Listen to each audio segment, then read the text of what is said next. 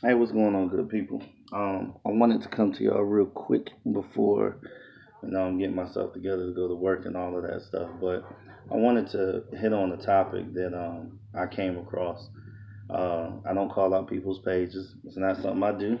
But I was listening to a debate, I guess you can say, or back and forth about things such as toxic masculinity, whatever that is. Um, Men not wanting to just be looked at as providers and actually want somebody to care about their feelings, them as a person, and how the person was attacked. The dude was attacked.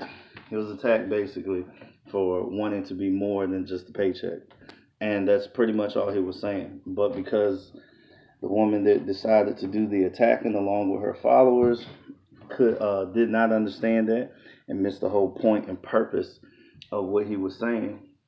And then it became this whole big issue, and it got taken into a whole bunch of things. Now, one thing that I always say is that you have to know a thing to know a thing, right? So if you know how to get under people's skin, you wait for those certain subtle little things that they may say or that you perceive as something that you can get at them with, and you use that thing. You use that as a trigger, a mechanism to start digging at them.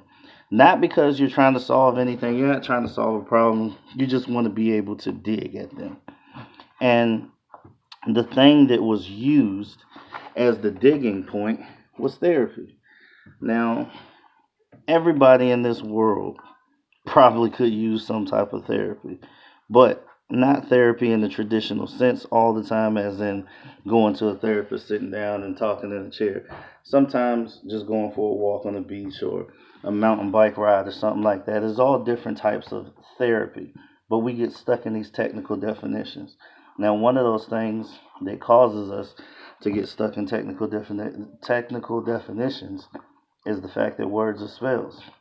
So we use words to manipulate others, um, so that we can get our point across. We can take attention off of all of the wrong things that we do and things of that nature. So I'm gonna make this quick. The point is, there are more men that are good and great than there are that are trash. Now there are trash men out there, just like there are trash women. But when we choose to focus on the trash men, and then try to turn every other man into trash, that doesn't fit that category, but we're just looking for ways to do that, then that's problematic. Now, same way, when you're looking for trash women to try to paint that as the majority, then that's counterproductive. So, what I'm saying is, everybody is emotional, both men and women. For the people who don't think that men are emotional, you are stuck in a stereotype. You are stuck in a mindset and an ideology that is not yours, that is not natural, and that was painted for you to create division. And that's why you feel like that. There are emotions in human beings, period. So whether you're a man or woman, you're going to be emotional about whatever the situation is. That's why we have triggers, right? So when a man goes and goes and takes some time to be vulnerable and say, I don't mind providing for the woman that I'm with, but I don't want to just be a paycheck. I want you to love me the way that you want to be loved. I want you to hug me. I want you to think about me. I want you to surprise me with things and be thoughtful and talk to me when I'm down. Push me when I need to be pushed and things like that. These are all things that you expect out of me as a man. Why can't I expect them out of you as a woman? Because the relationship is 100-100, not 50-50. If I'm only giving half of you, who am I giving the other half to? So, this is something that dating coaches and relationship experts fail to go over when they're talking to their subscribers, their fans, or maybe people in person. Maybe they got to practice. Maybe they're meeting with people in person and they're so busy trying to tell you how to date, but not telling you how to keep a relationship. Uh, is there BS in a relationship? Yes. There's not one relationship in the world who does not have BS. The problem why you think there's no BS in a relationship is because people lie. People lie. They will tell you up and down to your face, with a straight face, that they're not having any issues. They never had problems. They never had an argument. They never had a disagreement. They never had a fight. They never had escalated situation with if they're married, they never had a problem with the in-laws and all of this stuff. But because they're trying to paint an image that they want to that they want you to see. They don't necessarily have to live up to it. Because remember, words are spells. So if I say these things to you, then I'm casting a spell over you for you to believe that what I am saying is 100% true. But that's not the case. So when there's dishonesty, when when people are being disingenuous, um, I am quick and on it to point it out. Not because I want to belittle that person, but because I don't want the masses to follow that person's ideology when it's wrong. What you got to get on their side is truth. You got to get on the side of truth and not, just getting on somebody's side because you like them, you're a fan or you're a follower. Nah, if they're saying if what they're saying is true, be on it. If what they're saying is not, keep it pushing. There's nothing wrong with a man wanting to be treated the same way that you want to be treated as a woman, and vice versa.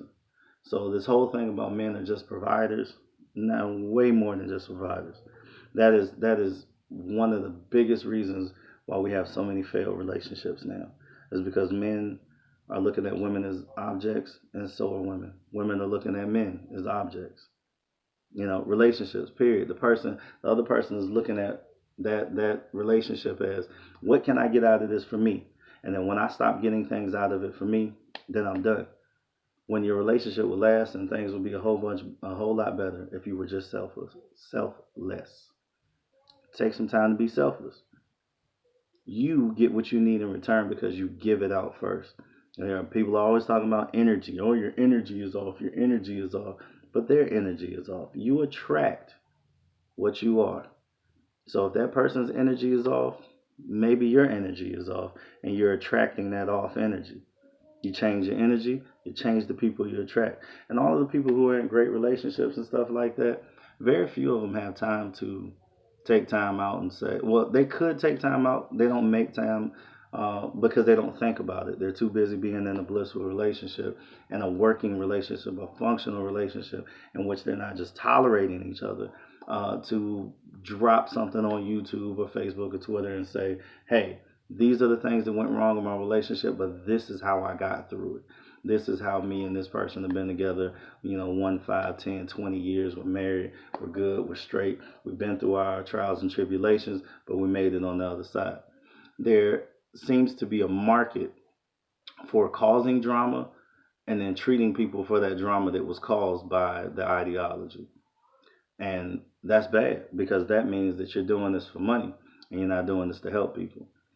You don't help anybody dating by giving them these parameters or these little things, these that you call them standards, but they're not standards.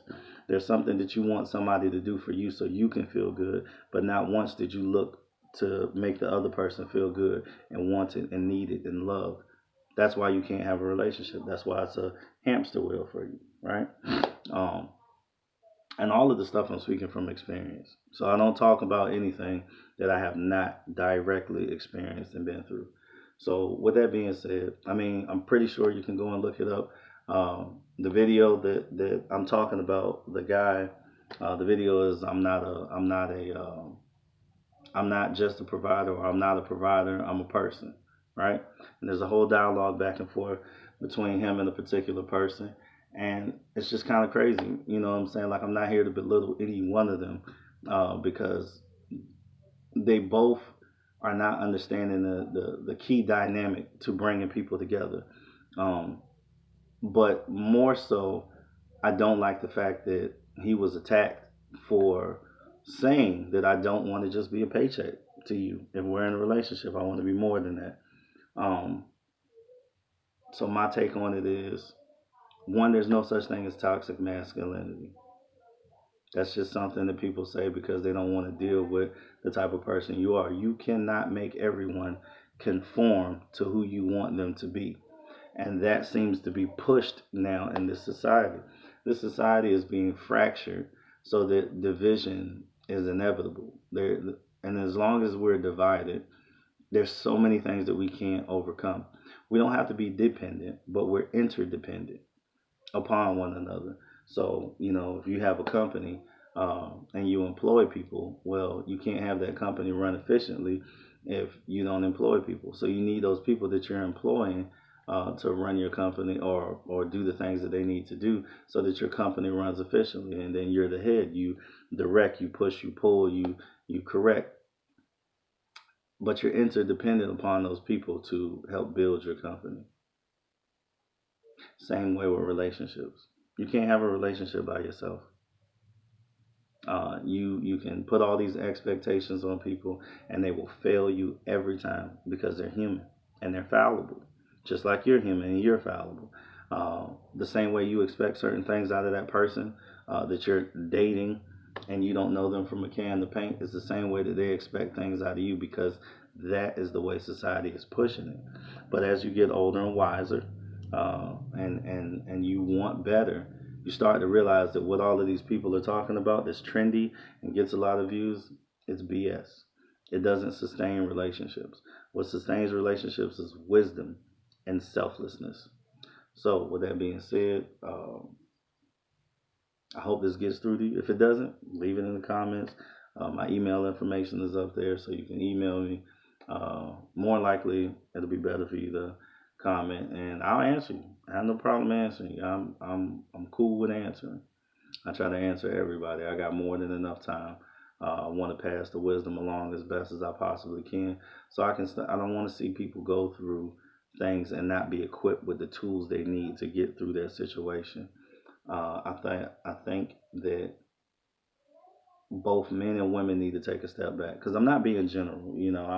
I am being very specific. I think both men and women need to take a step back and reevaluate relationships and dating and courting people and not being so quick to throw people away when you don't know what's going on with them. You don't know their past, just like they don't know your past.